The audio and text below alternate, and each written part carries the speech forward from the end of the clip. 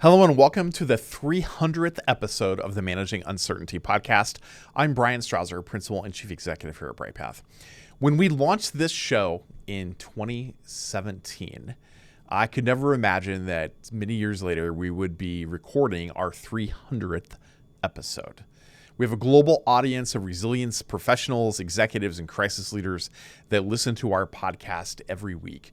And I am thankful to all of you for the time that we spend together through this podcast, both in audio and video formats that we launched a few years ago. Some of you have been with us since episode 1. Some of you have joined us more recently. Some of you have only ever known us since we launched the video version of our podcast 2 years ago. But I want to thank you for investing your time and curiosity with us.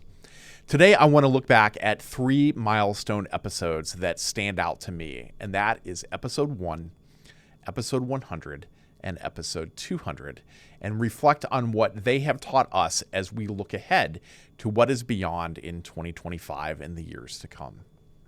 Our first lesson comes from episode 1, and that is to think beyond the obvious.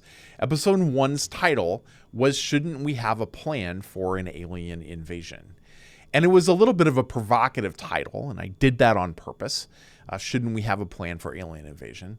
It was a little bit of a tongue-in-cheek topic, of course, but I had a serious point here, and that is that the best resilience programs not only think beyond the obvious, but they build plans that give us a framework that allows us to deal with any type of disruption or crisis or continuity challenge that we are faced with.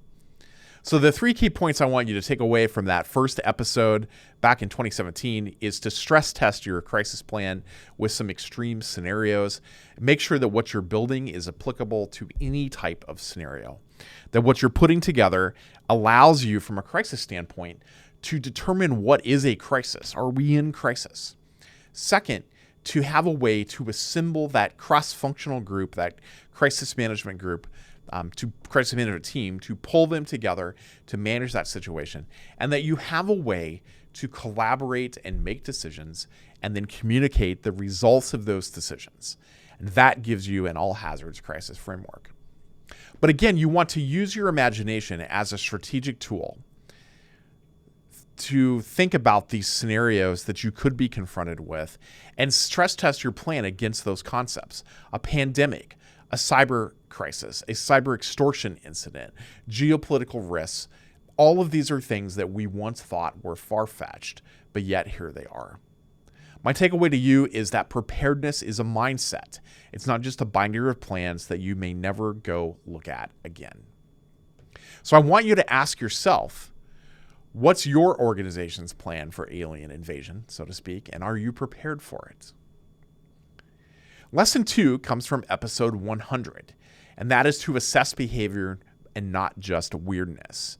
Episode 100 was titled, But They Are Weird, and it was about workplace violence and threat assessments, because we were calling out the idea that if somebody is weird, that doesn't just mean that they are dangerous. Weird or eccentric behavior is simply not the same as having dangerous behavior. Our key points in episode 100 is that threat management is a structured, behavioral-based process of assessment, not just gut instinct. I think that person's weird, therefore they are a threat to us from a workplace violence standpoint, and that is simply not true. We want to look for patterns, specific threats and comments, escalations, access to weapons, fixation on certain individuals, domestic issues that bleed into the workplace.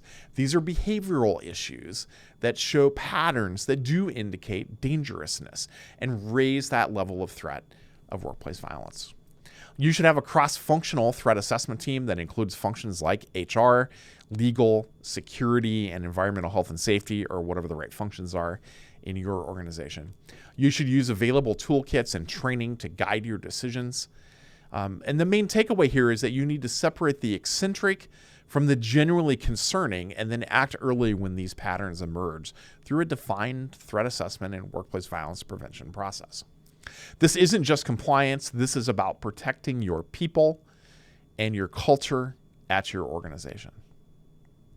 And then lesson 3 is about engaging and learning and adapting. And this comes from episode 200, where we brought the whole team together. And we did an Ask Us Anything episode, where this episode was really about dialogue. We took your questions that shaped the entire show. We talked about a number of things, from reputational risk to building muscle memory through exercises, and then how to lead when things are just messy.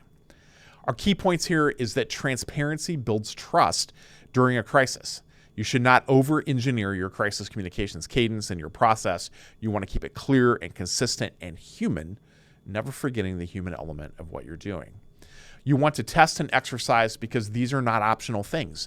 You need to do this in order to build your processes and your muscle memory. And in doing so, by practicing, you are building confidence and agility in your process. Leaders thrive the most when they invite questions, feedback, and new ideas in order to keep getting stronger. Our main takeaway from episode 200 is that resilience is a conversation, a two-way conversation.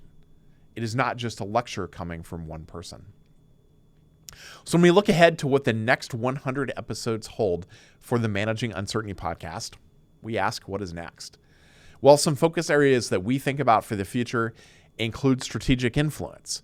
We'll keep talking about how resilience leaders gain executive presence and shape decisions in the C-suite and the boardroom. Continuous improvement.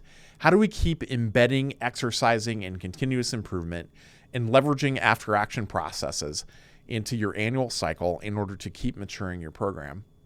And third, emerging threats. AI risk, supply chain fragility, pressure from ESG and activist groups, and of course, the geopolitical landscape that we all find ourselves in today. So my invitation to you is to ask, what do you want us to explore in the next 100 episodes? Reach out, share your toughest questions to us, your biggest challenges, because after all, this show is for you, and I would love to address the things that you would like to see us hit. You can leave your thoughts in the comments on whatever platform you're reading or watching or listening to this in, or you can drop us a note at contact@brightpath.com, and we would be happy to answer those questions in an upcoming episode.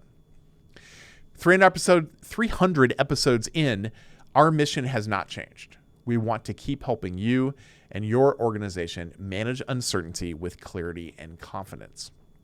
I want to thank you again for listening and being a part of our community that we've built around the podcast. Whether you've listened to one episode or you've listened to all 300, what is wrong with you if you listen to all 300? You've helped us shape this conversation. And remember that resilience is not a destination, it is a practice. And we'll keep practicing together. I look forward to sharing the next 100 episodes of our podcast with you. Thanks again for being a part of our community. Thanks again for listening to the podcast. I look forward to your questions that we can address in a future episode. That's it for this edition, this 300th edition of the Managing Uncertainty podcast. We'll be back next week with another new episode. Be well. Thanks for watching our video. To learn more about how to manage uncertainty and disruption in your organization, be sure to like, follow, and subscribe to our video channel. And here are a few more videos that we've selected that will help you learn more about business continuity, crisis management, and crisis communications.